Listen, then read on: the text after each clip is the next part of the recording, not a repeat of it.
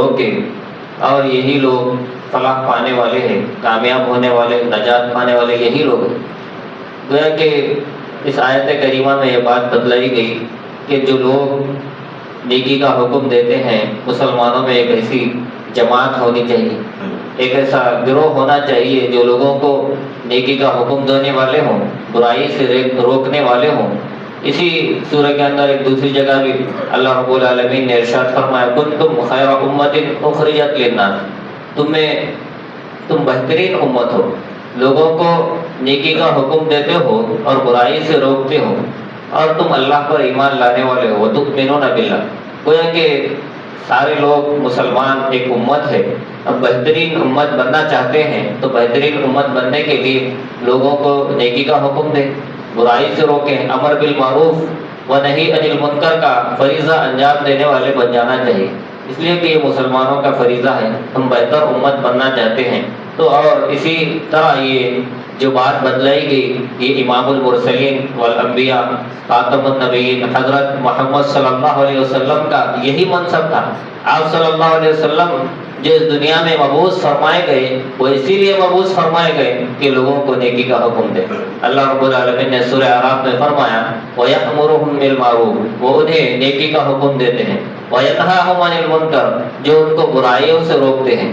پیارے نبی صلی اللہ علیہ وسلم کا یہی فریضہ ہے کہ آپ کیا ہے، لوگوں کو نیکی کا حکم دیتے ہیں، یعنی معروف کہتے ہیں جس کو عقل اور شریعت نے جس کو اچھا قرار دیا ہو اسے معروف کہتے ہیں۔ منکر کسے کہتے ہیں؟ منکر اسے کہتے ہیں جس کو عقل اور شریعت نے برا قرار دیا ہو، جس کو برا جانا ہو اس کو منکر کہا جاتا ہے۔ اور اسی طرح سے صحیح مسلم کی روایت میں آتا ہے، پیارے نبی صلی اللہ علیہ وسلم نے ارشاد فرمایا من رأى منکم منکرا فلیغیر بیدہ، اگر تم میں سے کوئی شخص برائی کو دیکھے تو اپنے ہاتھ سے روکنے کی کوشش کرے، فإن لم يستطع فبلسانه، اگر وہ اپنے ہاتھ سے نہیں روک سکتا ہے تو اسے اپنے زبان سے روکنے کی کوشش کرے، فإن لم يستطع فبقلبه، اگر وہ اپنی زبان سے بھی روکنے کی طاقت نہیں رکھتا ہے، استطاعت نہیں رکھتا ہے، اسے چاہیے کہ وہ اپنے دل میں برا جانے، وذلك اضعف الایمان، یہ ایمان کا کمزور ترین درجہ ہے۔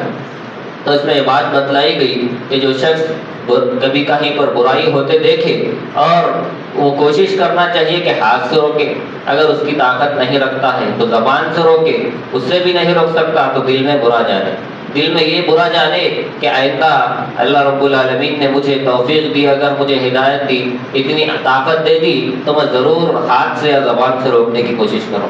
یہ مسلمان کا فریضہ ہونا چاہیے۔ اور اسی طرح ہر مسلمان جو ہے بنیادی طور پر ایک مبلغ ہے، ایک داعی کی حیثیت سے اس کی ذمہ داری یہ ہے کہ وہ زیادہ جانتا ہو یا کم جانتا ہو، زیادہ پڑھا لکھا ہو یا کم پڑھا لکھا ہو، ہر مسلمان کا فریضہ ہے کہ جو کچھ بھی جانتا ہو آگے وہ لوگوں تک پہنچا دے۔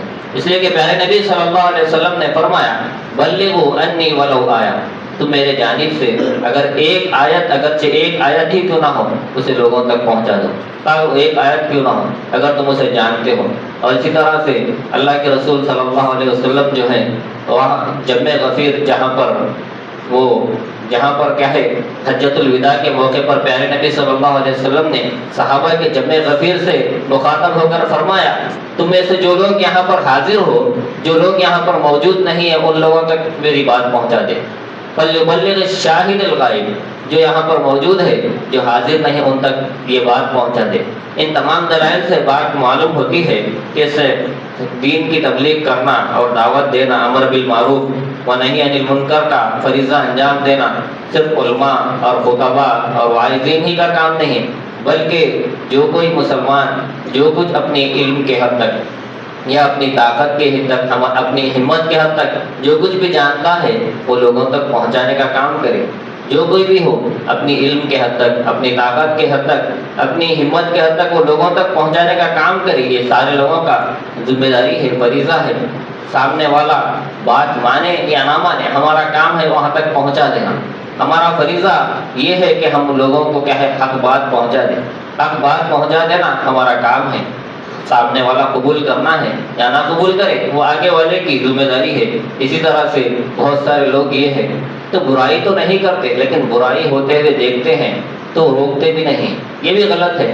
ہم اسے روکیں گے تو وہ غلط سمجھے گا یا ایسا سمجھے گا، یا بہت سارے بہانے بناتے ہیں، یا پھر ہم تو برائی نہیں کر رہے ہیں نا، یہ بھی سوال اٹھاتے ہیں۔ بلکہ یہ بہت بڑا غلط فہمی ہے، بہت بڑا گناہ کا کام ہے کہ برائی ہوتے ہوئے دیکھ کر برائی نہ روکنا، یہ گناہ کا کام ہے۔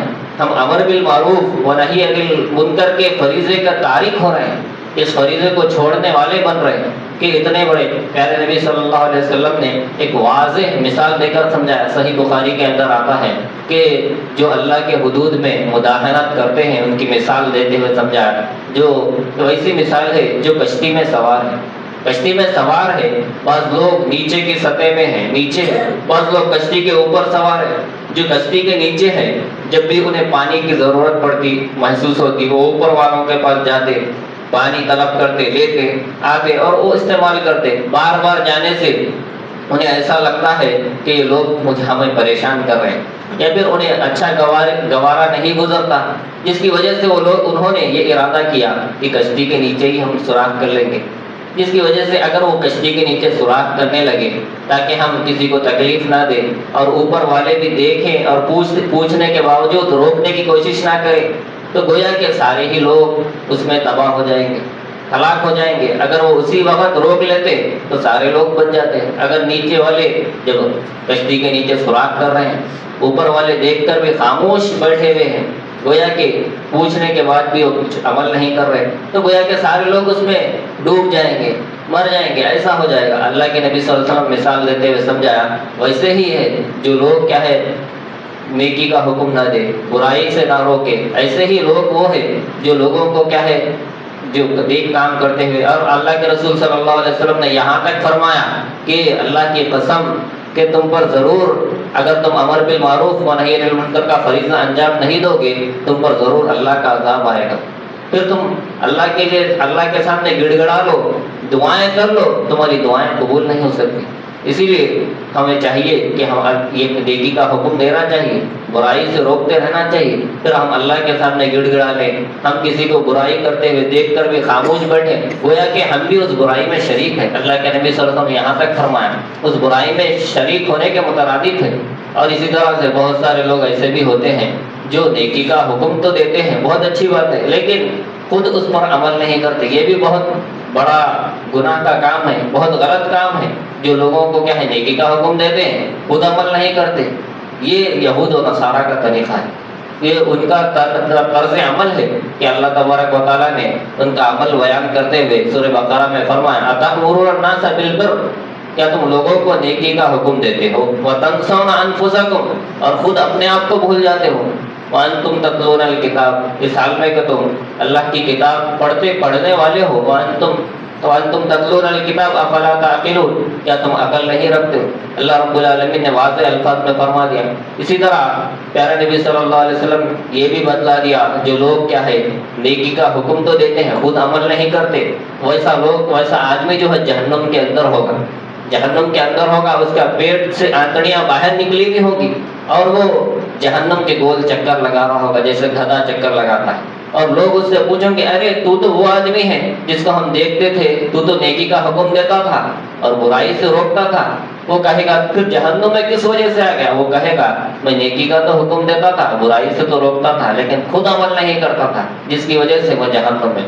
اسی لیے یہ فریضہ ایسا فریضہ ہے جس میں سے ایک امت ایسی بھی ہونے چاہیے۔ اللہ تبارک و تعالیٰ نے فرمایا وَلْتَكُن مِّنكُمْ أُمَّةٌ، تم میں سے ایک گروہ ایسا ہونا چاہیے جو لوگوں کو نیکی کا حکم دے، برائی سے روکے، جو لوگوں کو حق کی دعوت دے۔ یہی لوگ کامیاب ہونے والے، یہی لوگ نجات پانے والے ہیں۔ کامیابی اور نجات کا دار و مدار اس پر بتلایا گیا کہ وہ نیکی کا حکم دے، برائی سے روکے۔ اسی میں ایک امت ہونا چاہیے ایسی کہ لوگ مسلمانوں میں ایک گروہ، ایک جماعت ایسی ہونا چاہیے۔ آخر میں اللہ رب العالمین سے دعا ہے کہ اللہ رب العالمین ہم تمام کو کتاب و سنت پر عمل کی توفیق عطا فرمائے۔ اللہ رب العالمین سے دعا ہے کہ اللہ رب العالمین ہم تمام کو امر بالمعروف و نہی عن المنکر کے فریضے کو انجام دینے کی توفیق عنایت فرمائے۔ آمین۔ وآخر دعوانا ان الحمد للہ رب العالمین۔